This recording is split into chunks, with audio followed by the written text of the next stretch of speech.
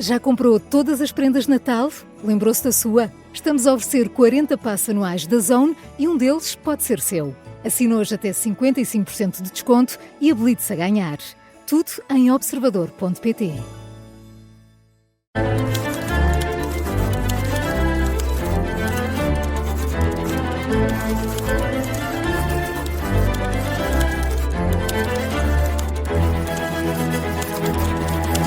Seja bem-vindo ao Português Suave na Rádio Observador, episódio 25. Sim, a culpa foi do que aconteceu a semana passada. Sim, e Marco, como é que tu nos consegues aguentar há tanto tempo? É essa a pergunta que tenho para ti. Sim, calma. Já são 25 episódios, já é muito. Mas para 25 anos nós começamos a pensar. Onde é que estaremos nós daqui a 25 anos? É essa a pergunta. Vamos lá ver. Bem-vindo, Marco, como é que estás? Está tudo bem? Está tudo bem, estamos sempre bem. Mais uma semana, mais um novo episódio. A semana passada os nossos ouvintes foram os sortudos, porque tiveram 2 episódios. No fundo foram eles que ficaram a ganhar. Sim, exato. Esta semana do que é que vamos falar? Vamos falar de muitas coisas. Vamos falar das crianças que dizem, algumas pessoas andam a comer verbos. Vamos falar de Lisboa e das expressões típicas de Lisboa. Vamos até Cabo Verde, à Suíça e ao Brasil. E ainda vamos falar dos olhos. Dos olhos e das horas. Isso é muito familiar. Porquê? Porque já fui essa pessoa, em tempos. Agora as pessoas estão a ouvir e se calhar pensam assim, não diria, mas sim, já fui essa pessoa, mas vamos falar disso mais à frente. Vamos começar, como é habitual, na língua, nas notícias.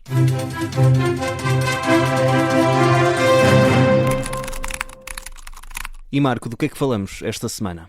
Bem, eu trago 2 notícias sobre a língua. A primeira é o dia da língua materna, que foi na sexta-feira. Não vou dizer muito sobre isso, vou só dizer que este programa, no fundo, é sobre a língua materna de grande parte dos ouvintes. Eu imagino que haja alguns ouvintes para quem o português não seja a língua materna, mas diria que a grande maioria tem o português como língua materna. Mas depois há mais para dizer sobre isto. Muito daquilo que nós falamos aqui sobre as expressões regionais, as expressões familiares, as expressões de outros países, também faz parte da língua materna. Nós às vezes associamos a língua materna apenas àquilo que nós chamamos o padrão da língua. Mas o padrão da língua, como dizem os linguistas por vezes, é uma abstração. Ninguém fala exatamente como supostamente o padrão exige. Há sempre flutuações, não é? Flutuações, nós falamos todos de maneira um pouco diferente, ou individualmente, ou em família, ou entre amigos, ou na zona onde estamos, e por isso a língua materna também é isso, também é essa parte que se afasta daquilo que nós convencionamos chamar o padrão, que é um conceito muito complexo e que não vamos agora falar aqui muito dele. Então é só essa indicação. Na sexta-feira foi o dia da língua materna, mas vamos avançar e vamos falar sobre a segunda notícia que apareceu por aí, penso que foi em vários órgãos de comunicação social, a notícia de que há crianças em Portugal que andam a comer os verbos. Tu estavas familiarizado com esta realidade? Quer dizer, já tinha ouvido esta ideia há umas semanas, porque às vezes as notícias depois... Há uns meses, já não me lembro, e agora vi a notícia com mais calma, e portanto a notícia é esta, supostamente, e ao dizer supostamente já estou a dizer que há aqui qualquer coisa que não me cheira bem. Assim, as crianças estão a dizer, em vez de dizer posso comer pão, estão a dizer posso pão, e em vez de dizer posso comer água, posso água. Neste caso posso beber. Exato. Se for gelo, em vez de dizer posso beber água, estão a dizer posso água. E aqui o que eu tenho a dizer sobre isto pode estar a acontecer alguma coisa, mas isso tem de ser linguistas a ver e a perceber se há aqui uma mudança linguística e a perceber também de onde é que vem, não é? Qual é que é a extensão deste fenómeno, porque eu confesso nunca ouvi, mas lá está, isto é a minha experiência, cada um tem. Claro. Às vezes as pessoas dizem, mas eu há muito tempo que não ouço esta palavra, ou eu estou sempre a ouvir esta palavra. Nós não nos podemos esquecer, e isto eu gostava de dizer, uma coisa importante: nós não conseguimos reproduzir uma conversa que tivemos há 5 minutos. Conseguimos as ideias gerais que tivemos há 5 minutos. Eu falo por mim, eu esqueço-me de tudo. Mas mesmo uma pessoa que seja muito atenta e que, se eu disser, então há 10 minutos falaste com o Manuel, quais é que foram as palavras exatas que usaram? Ninguém sabe, a não ser que tenha assim uma memória extraordinária. Portanto, como é que nós podemos, só pelas nossas impressões, dizer toda a gente anda a dizer isto? Já ninguém diz isto. Temos impressões. Depois é preciso estudar mesmo a fundo e normalmente esse estudo leva a conclusões que são um pouco contrárias à maior parte das impressões. Neste caso, eu não sei, portanto, não fiz nenhum estudo, portanto, não vou dizer uma coisa que não sei, nunca vi este fenómeno ao vivo, mas queria aqui dar várias indicações que talvez permitam perceber o que é que poderá estar a acontecer. As crianças vão sempre experimentando coisas e nós sabemos que as crianças passam por fases em que dizem coisas que não estão corretas de acordo com a gramática, depois vão acertando como? Porque ouvem as pessoas a falar, porque as pessoas corrigem também, embora o mecanismo principal seja mesmo a interação das crianças com os adultos e com outras crianças, sem que haja necessariamente uma intenção de corrigir ou de ensinar. É nesta interação que a língua se reproduz. E muitas vezes ouvem errado. Está sempre aqui. Ouvem errado e depois reproduzem aquilo durante muito tempo até perceberem que está realmente errado, sim, não é? Acontece também. Ou ouvem várias versões, mas depois acaba. O que acontece muitas vezes é que as crianças começam primeiro por reproduzir as regras gerais e depois é que vão às exceções. Por exemplo, nos verbos, os verbos irregulares só mais tarde é que aprendem, começam a dizer os verbos irregulares como se fossem regulares. Há esse tipo de mecanismo. Agora, aqui, o que é que está a acontecer? Como eu disse, eu não sei. Se for um fenómeno muito espalhado, talvez haja aqui uma pequena alteração, mas normalmente para haver uma alteração tem de ser as pessoas mais velhas que já estão a dizer assim. Portanto, se forem só as crianças, em geral os fenómenos passam e apagam-se e elas acabam por normalizar. Não há razões para alarme? Eu diria que não, até porque há outra questão. As crianças passam... O processo de aprendizagem é um processo que é comum a toda a humanidade. Portanto, não é muito, há ainda muita coisa para saber sobre o processo de aprendizagem de línguas, ainda não se sabe tudo, como é que as crianças conseguem aprender tantas regras e regras de forma tão precisa em poucos anos, quando, por exemplo, um adulto com 30 anos tem muita dificuldade em fazer o mesmo. As crianças aprendem 1, 2, até 3 línguas, ou às vezes até 4 em certos locais do mundo e aprendem-nas bem, mesmo misturando no início e depois acabam por aprender. Atenção, estou a falar se tiverem estas línguas como línguas maternas, não estou a falar de... Mas as crianças aprendem com muita facilidade. Quando há processos muito violentos em que de repente não há transmissão de língua, por exemplo, em certas épocas, devido ao tráfico de escravos, o que acontece é as crianças recriam a gramática. Portanto, as crianças até conseguem recriar a gramática, nesse caso uma gramática diferente, que é a gramática das línguas crioulas, e por isso é muito difícil de... como é que eu ia dizer? Mesmo se este processo fosse real, não estaríamos perante as crianças agora vão deixar de saber falar ou de saber comunicar. Portanto, temos de ter um bocadinho mais de confiança nas gerações que desde sempre e sempre conseguiram recriar a gramática. O que também é comum desde sempre e em muitas sociedades, não digo todas, também não as conheço todas, é o pânico entre os adultos por causa da maneira como as crianças falam. Isso, nós notamos isto em várias épocas, já desde dos primeiros tempos em que há registros escritos, desde a Suméria, que há adultos a dizer os jovens de hoje já não sabem falar. Portanto, os jovens de hoje em dia... Sim, já não sabem. Por isso temos de ter um bocadinho de calma. De qualquer forma, mesmo que as pessoas não concordem comigo, basicamente... eu digo a mesma coisa. Vamos todos conversar e vamos corrigir quando a criança disser isso. Portanto, e conversem muito com as crianças. Exatamente. Isso aí todos nós podemos concordar e por isso não é preciso... ou melhor, mesmo que estejam preocupados, a solução é a mesma de quem não está preocupado. É continuar a conversar com as crianças e a corrigir. Por isso podemos respirar fundo e continuar a conversar. A comunicação é a chave. Marco, vamos avançar. Vamos até ao mapa da língua. Vamos a isso.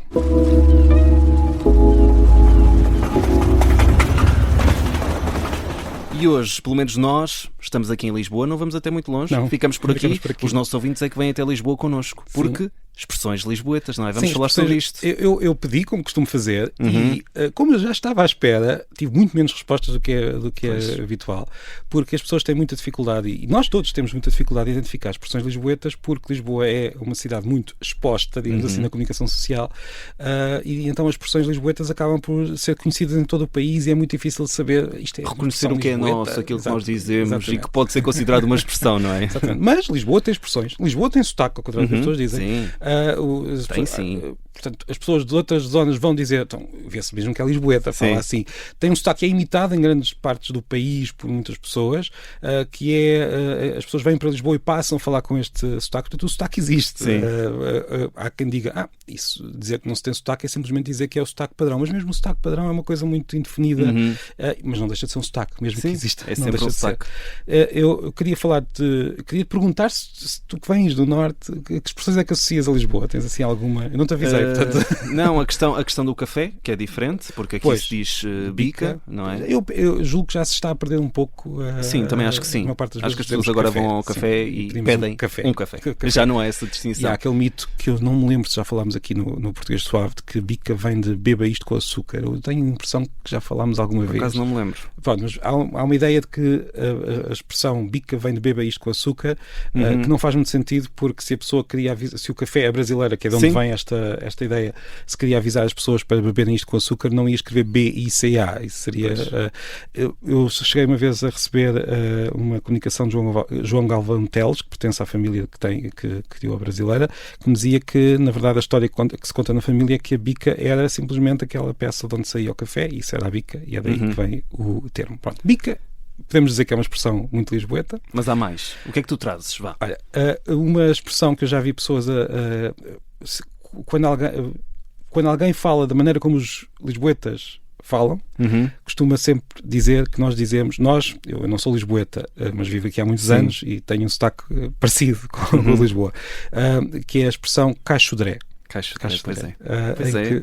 Aqui não é bem um sotaque, mas sim uma forma muito rápida de dizer caixodré. Isto vai acontecer, atenção, em defesa dos lisboetas, dos coitados dos lisboetas que estão aqui a ser... Vais erguer essa bandeira. Porque é assim, se nós defendemos todos os sotaques e dizemos que a diversidade é boa, também a de Lisboa é boa, claro. Só que a de Lisboa irrita um pouco mais porque as pessoas têm a ideia de que muitos lisboetas consideram não ter sotaque, e é verdade, há muitos lisboetas que dizem isso. Ou que lá está, é o sotaque padrão. Ou e por isso, claro, que depois atiram a cara. Sim, claro. Então, se dizes caixodré, como é que podes dizer que não tens sotaque? O que se passa é que quando temos zonas da cidade, ou palavras, ou expressões que são muito usadas numa cidade, isto acontece em todas as cidades, é claro que vamos dizer aquilo de forma mais rápida e mais descontraída, e por isso o cais do sodré torna-se no caixodré. Eu uma vez estava muito cansado e em vez de dizer cais do sodré, disse subsídio de férias, que foi uma coisa completamente diferente. Pronto, depois temos também uma forma de pronunciar o número 13 que muitas pessoas me enviaram quando eu pedi, que é 13. Mas há que dizer que esta forma de pronunciar fora do padrão não é só Lisboeta, já ouvi isto em muitos outros sítios do país, mesmo no Norte. Agora não sei, não estudei se isto partiu de Lisboa e se espalhou ou simplesmente é um fenómeno mais geral, fonético, e eu desconfio que esta segunda hipótese, por várias razões. Provavelmente a língua muitas vezes tem mecanismos que nós não conhecemos conscientemente, mas que existem para fazer pequenas distinções quando são necessárias. E como em certas situações numa frase o número 3 e o número 13 pronunciam-se quase da mesma maneira se vier uma vogal a seguir.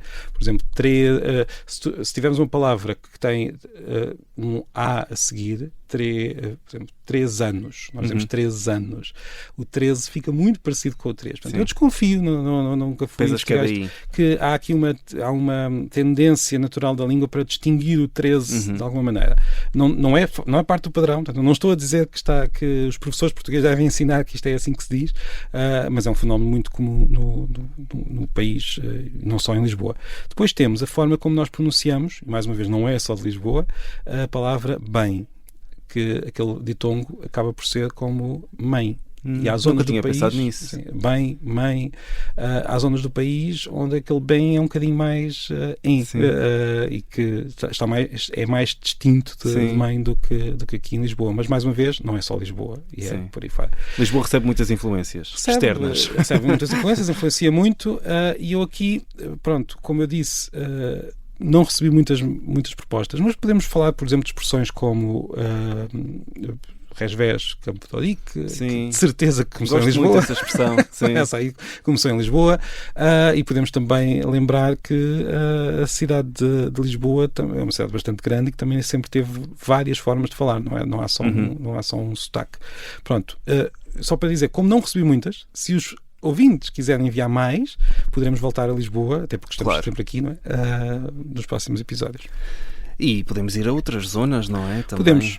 Eu não sei muito bem quanto tempo é que nós temos. Não temos muito. Não temos muito, porque eu gostava de ir à Suíça, a Cabo Verde e ao Brasil, mas a verdade é que vamos prometer que vamos fazer esta viagem para a próxima semana, porque esta viagem é longa, tem que ver com a língua materna, e vai demorar um pouco a perceber o que é que liga a Suíça a Cabo Verde e ao Brasil. Eu já fiquei prometido. Fica prometido para a semana. Tá? Fica aqui essa promessa. Entretanto, vamos avançar para a nossa última rubrica. Vamos para os mitos da língua.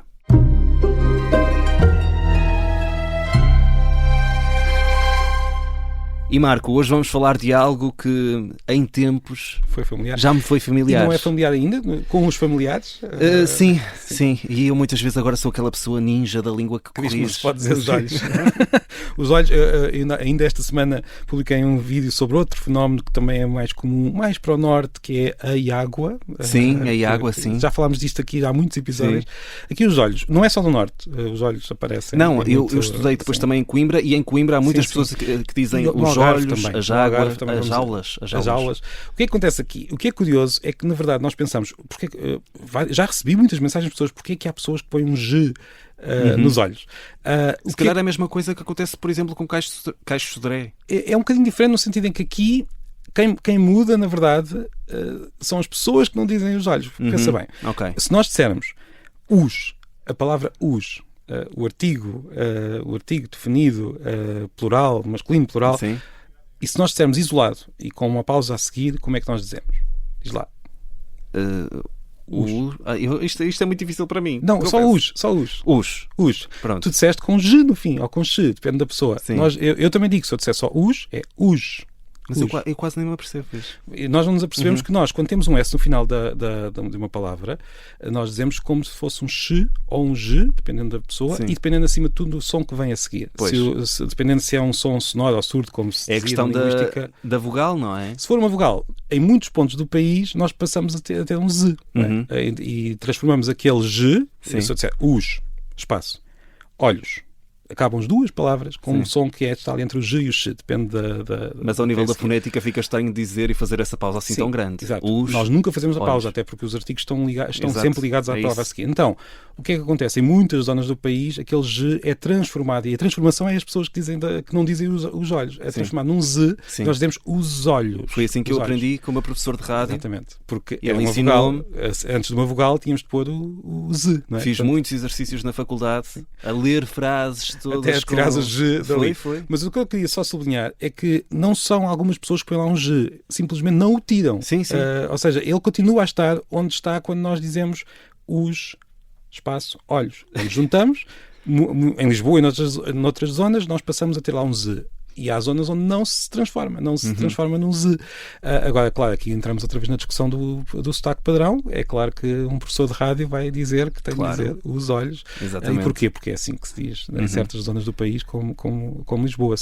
Não é um erro, no fundo. O que eu quero dizer é que as pessoas não são obrigadas a transformar e não se sentir mal por dizer assim. Exato. Agora, claro, se vierem trabalhar para a rádio, é claro que as pessoas vos vão dizer... Vão levar muito na cabeça, imenso. Porque a nossa tradição de rádio e televisão é ter um sotaque muito, digamos, uniformizado. Exato. E não vamos estar aqui agora a dizer que temos de mudar isso tudo, e faz parte da nossa cultura ao nível radiofónica. do sotaque e da pronúncia, já estamos nesse caminho em que já vemos muitos comunicadores, muitos locutores de rádio a usar o seu sotaque. E bem, que acho que é uma coisa que acaba por nos distinguir todos. Esta questão acho que tem mais a ver com o ruído, porque ouvir... Mas repara... Eu confesso que não é bonito, eu já ouvi e não acho bonito. Mas repara, quando dizes os olhos, no final tu dizes o mesmo som e, no entanto, não notas esse ruído. Mas pronto, isto é uma questão mais... podíamos estar aqui horas. Eu não estou a... O que é que eu quero dizer com isto? Eu não estou a propor que de repente todos os locutores digam os olhos. Não é nada claro disso. Não. Até porque temos de ter noção que, se dissermos, as pessoas vão notar. Isto é algo... Até pessoas que dizem os olhos vão dizer, então, mas este locutor agora tem mania que é do norte. Exato. não, temos de ter em conta que a cultura linguística portuguesa tem esta pronúncia particular para os meios de comunicação. Agora, quem diz os olhos também não precisa de achar que está a dizer mal ou que é algo que vem de um grande erro de pronúncia. Exatamente. E eu às vezes sou um bocadinho duro com a gente do Norte que disse os olhos e as aulas, quando eu também já o disse. Mas pronto, ficamos por aqui no episódio desta semana. Dizer aos nossos ouvintes que podem continuar a enviar dúvidas para portuguesuave@observador.pt, com os 2 S de português e o S de suave e sem o acento circunflexo. E para a semana temos dúvidas. Para a semana vamos falar de dúvidas. Pronto, vamos a isso. E da Suíça, de Cabo Verde e do Brasil. Temos muitas dúvidas para também esclarecer os nossos ouvintes. Marco, um abraço e até à próxima semana.